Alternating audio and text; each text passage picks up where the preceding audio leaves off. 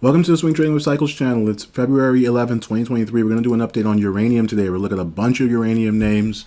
And we talked about in the last video, uranium was the most bullish thing short of semiconductors in the market. We are pulling back like the rest of the market did, or is, I should say. And let's start with URA. This is your daily chart. I will say CCJ is leading the pack. We will start with URA because it's the ETF. And you can see this is our daily cycle high here on day 29. Pretty clear, right? Like, you're not really, like, that steep drop after that daily cycle, like, that's kind of textbook. And if anything, this little move here is setting up for something like boom, boom, boom to kind of complete the move. That's the expectation. That's the potential. But it doesn't have to be bearish for the long term. I mean, this is a good stopping point. It could even be kind of a double bottom and not make a significant new low. So that was 29, 30, 31, 32, 33, 34. So day 34. So we're getting really close to the daily cycle low if this wasn't it. I mean, it's possible that we just got that. It was shallow. What does that mean for the weekly cycle, though? So week 1, 2, 3, 4, 5, 6. So that's a high on week 6. Look how we closed the week, though. Look at that. A relatively bullish candle, like on pace to become a bullish outside candle, right? It just ran out of time. We made a lower low and we're coming up. The idea is that we're probably going to test that 2386 level. So, and we'll look at this on the CCJ chart as well. We're in this interesting place where, wow, maybe that was a really early daily cycle low that was really shallow. Time will tell, as it always does. Most important, though, the broader market has either printed the daily cycle low already or is very close, most likely. So that's another clue to you. CPI day on Tuesday, that's going to be your big pivot point. But this might be the breakout for uranium, right? And this, if we go to the monthly chart, you can see it's a doji month, red so far, but clearly at the upper end of the range. So a bull flag for all intents and purposes. Again, that CPI number is going to tell us if this thing is going to break down or if it's going to break up. It's really that binary. So that's URA. Let's look at CCJ. As I said, CCJ is leading the pack. And why do I say that? Well, look at that. It just made a higher high. Remember the CCJ chart on the daily? It had this cascade lower on day 29, and it's still well below that. Let's just quantify that. How much would URA have to rally to get back to that swing high? It have to rally about 5%. Whereas again, CCJ is above it, so it's leading the pack here, and this is suggesting. So this is dangerous here, right? Because we did close below the 10-day moving average. You could say like, okay, this was your cycle. This is a cycle low, and that would mean, practically speaking, this is a new daily cycle. So this is day 3. So that would mean that we're really early in a new daily cycle. The other interpretation is that we're actually really late in the same daily cycle. So this is day 29, day 30, 31, 32, 33, 34, 35. Which puts you really late for a daily cycle high. And so the CPI, that CPI number is going to be everything, because that's going to tell you, okay, is this actually a new cycle and this is day 3 and we're going to just keep running, or do we get some kind of spike up and then a crash down? So again, very binary, important to see what happens on Tuesday. Look at this weekly chart. My God. At the same time, it's so steep that it's going to need to correct, right? Look at this. How many weeks of green so far, right? So that was week 7, made a new high. So 7 green weeks in a row. That obviously can't continue forever. We're going to get a red week at some point. The level that you're going to want to watch for is the low from this candle. And you can see it's actually the low from this candle as well. So the last 2 weeks have basically been consolidation. So that low is at $27.07. So call it the 27 area. You're really going to want to see that hole. That's about $2 from here. So what is that, like 7% down? But this is good. This has to correct, right? Even in a bullish trend, right? You do something like this and then a little pullback and then move higher, right? Like nothing can move nothing can move up in a straight line or down for that matter. So that's the weekly, and you can see CCJ is green, unlike URA, and also above last month's high. That is a really bullish sign. That's telling you something. That's different than the ETF, right? It's telling you it wants to test that 3146 level, that last local high. Finally breaking out this cluster is obviously the signal that we may be about to test all-time highs. Before we get to that 56 level at all-time highs, I suspect we're going to have some trouble around 44. Call it anywhere from 44 to like yeah, I mean, really like 30, like the high 30s to like the mid 40s. You could see some trouble around there, right? Because clearly there was some, like if you zoom in here, you can see price kind of aggregated there for a little bit. So, but CCJ leading the pack, and using CCJ as our proxy, CCJ versus SPY, are we still outperforming? You bet we are. Look at that daily chart, folks. Ooh, look at that thing. So we made this low here, right? Like this is like the daily cycle version of a ratio chart.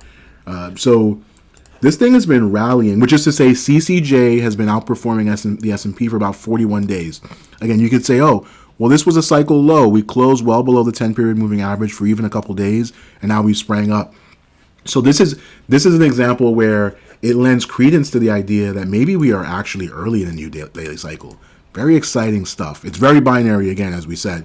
So that's your ratio chart. That's on the daily. And on the weekly, same idea. It's in a new weekly cycle. It's been moving really nicely higher nicely.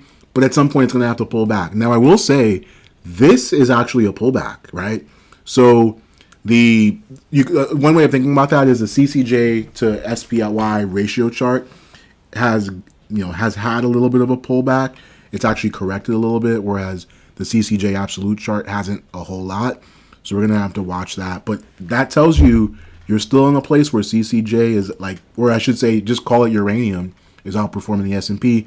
You can see higher highs on the monthly, going for a new local high. And again, the trip to all-time highs for CCJ will coincide with a trip potentially the all-time relative highs to the S&P. You can see back here in like the 2007 area, like we've dropped a long way in terms of the ratio of CCJ to S&P. So let's look at some other names. We're going to go through them relatively quickly here. Let's kind of plow through them here. Let's look at UUU. So 2 weeks of consolidation for this one. 1, 2, 3, 4, 5, 6. So we have a high on week 6. This was just week 7. Not looking the best out of all these names. I mean, we haven't looked at all of them yet, but just this is not a great look. I mean, look at these daily candles. What do you notice? These upper wicks, very telling, meaning when price gets to a certain level, it gets slammed down. Huge supply comes in. And these are all the same charts in terms of the pattern. You can see this is your weekly, your little swing low on the daily. And so this is potentially day 1, 2, 3, 4. But again, that nasty upper wick, it's telling you that price, it's not following through on its upside moves.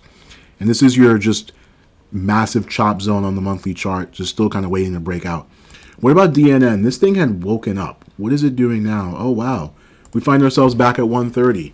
So it did make it up to 150. We talked about that, right? A move through 140 could send us to 150. We did get there. And now, of course, we've been slammed back down. Again, very similar pattern to UUU with these upper wicks. Not a great sign. Did make a swing low on the week, or excuse me, it formed a swing high on the weekly, but it's tried to recover. This is just really an ugly doji candle. What is that week count? So we have a high on week 8 so far. Always have to be aware of, the positive case and the negative case. In this case, the sort of bearish case would be that this was your weekly cycle high, and we're now in weekly cycle decline. You would expect to cross below the 10-period moving average if that were the case. So we're going to be watching for that just in case. What about UEC? How are we looking here? So we're staying above $4. That was an important price level for UEC. So that's good to see. That's important to see. So this is on an interesting kind of path here, right? Looks like that was day 31, right? So yeah, I'm inclined to say this is its own little cycle. And then this is a new cycle that started. So we may have some more upside back to 429. Definitely a little bit squirrely here. What does the weekly chart look like? Does that give us more clarity? There you go. So it's basically been 3 weeks of consolidation.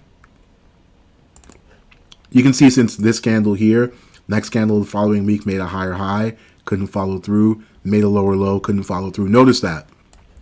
That's an important pattern when you have that upper wick followed by a candle with a lower wick. It's kind of balanced, right? It's telling you price tried to go up here, couldn't follow through. Price tried to go down there, couldn't follow through. And notice down there is actually below the 10-week moving average. It couldn't close there. So that's like indecisiveness. At some point, it's going to break out, obviously. And you can see the monthly charts. My God, just kind of an ugly doji, not doing a whole lot. It's an inside month, so not a whole lot happening. What about yellow cake, YCA? How are we looking here? So, man, what a few ugly daily candles here. I mean, 3 doji red daily candles on the weekly chart. Week 1, 2, 3, 4, 5, week 6. So week 6 here. So in general, that's the pattern that's brewing. We're like really close to making a weekly swing high on a lot of these things. You know, somewhere between week 6 and week 8. In some cases, maybe even week 9. So you're getting to a point where it could be an early weekly cycle high, but ultimately everything is going to get settled by the CPI, and we know the S&P, the broader markets, seem to be trying to put in a low. So you would think that's going to be a tailwind for uranium. Elevate uranium. This is an interesting one.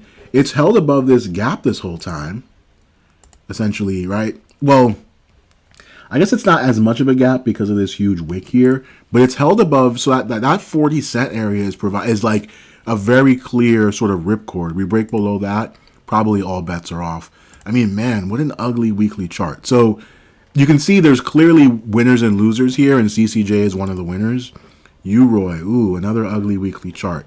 Yeah, these are all, and you can see on the monthly. My God, I'll just delete this box. But look at this: 1 month, 2 months, 3 months, 4 months, 5 months, 6 months, 7 months. This is the 8th month of basically being inside the range of the June candle. Jeez. At some point, this thing is going to break, and it's pretty clear. It either breaks above 340 and goes to the moon, or it breaks below this area here.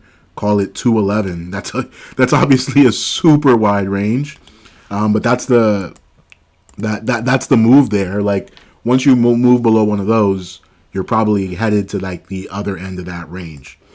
What else? Let's look at next gen really quickly. So next gen, red on the monthly chart. Again, these are all in the same position where potential daily cycle low just happened. You can notice a lot of these, aside from CCJ, although I guess CCJ did have some pretty big upper wick. Yeah, I mean, these last 2 candles were pretty wicky on the upper end side. So this is just telling you people are nervous a little bit, I suppose. I don't think we have to make a narrative for every sort of candle formation. But what it does tell you is that clearly price is not following through as much as it could. What about Paladin, PDN? Ooh, that is looking... So if you're talking about losers, this is a loser. Paladin is a loser, clear and simple. Look at this swing high here. Yikes. This is not the one to be in. Yikes. Uh-oh. Blinking red light. Look at this red. So it's still just an inside candle on the monthly chart, but a break below, what is that? 0.645 could send this thing down to like the mid 50 cent area. So that is one I would stay away from personally. And fission uranium, FCUUF. Similar pattern to some of these other ones where we made a swing high, but it closed green. And you can see this actually did close below the 10-period moving average, 10-week moving average, I should say, and below the low of the previous week. So that's not awesome. It's not great, but the green close is helpful for sure. And the last one that we'll look at is Fission 3.0. This one actually changed its ticker symbol. So it used to be FISOF, but now it's FUUF. FUUFF. So this one we've been kind of stalking. We talked about the fact that this is probably your weekly cycle high, given the how long this has rallied, because that was week 11, and so this is week 12, week 13, and this is potentially week 14. Now, there's no reason why we can't have a bottom here, right? And then this would be kind of a double bottom, because we made a low on this week 13, and we essentially revisited that low here in week 14, and we closed green. So that's helpful to know about. This is the week that sets your swing high, so that's below just about 30 cents. So a move back above that essentially makes this whole thing a false breakdown, and it's game on. What does the monthly chart look like? So the monthly chart is red, and it made a lower low. So again, potential false breakdown on the monthly level as well. This broke down below this low here, and now it's trying to reverse a move above. If we were able to pull off a move above 38 cents, that would make this candle a bullish outside candle, right? It would look something like that. right? It makes a lower low, but then also makes a higher high. So that is the last one that we'll look at. So that's our wrap up on uranium. Again, the CPI print is going to tell us where we're moving, because as I'll just pull up the S&P really quickly, you can see on the daily chart. We closed Friday it's about as good as you could expect. I mean, we made a lower low, but we closed green, so we started to try to reverse. And I mean, if you look at this is potentially a bull flag here, right? Like about to start another leg up. So if you think about it, it was like that, little pullback here, little pullback here for another leg up. That's what may be in play, and the CPI print is going to tell us. We're either going to drop lower and continue the daily cycle decline, or it's going to form a daily cycle low and off to the races, which I think is the base case, because CPI would have to come in hot for it not to do that. And the other thing to note is that it was just an inside week. So people, it's important to know your levels. We didn't make a new low on the weekly chart. That's important. That's telling you something. That sets you up for very clear levels next week, again, with that CPI print. So we'll leave it at that for our uranium update today. Thanks for watching.